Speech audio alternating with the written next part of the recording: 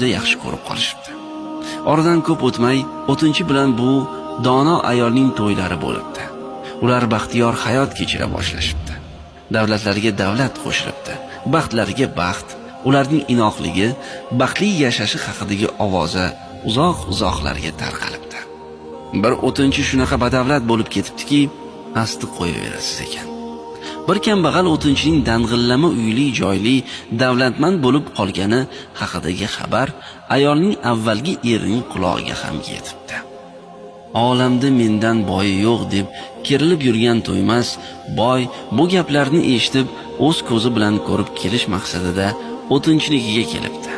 Ko'rsaki, ichki tashqi dang'illama hovli joy, hovuz atrofida gulzor, hovli yog' tushsa yalagudek top-toza.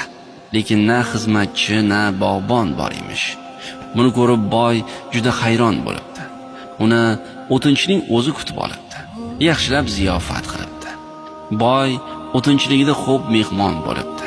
Keyin muddaoga ko'chibdi. Uning qanday qilib bunday davlatmand bo'lib ketganini so'rabdi. Nimasini aytay debdi o'tinchi unga. Ota buvamizning erni er qiladigan ham, qaro yer qiladigan ham xotin degan gapi bor edi. Xo'p bilib aytishgan ekan. Erkak kishi bo'la turib o'tin terib sotib, bir qoshiq atalaga zor bo'lib kun ko'rardim. Uylandim.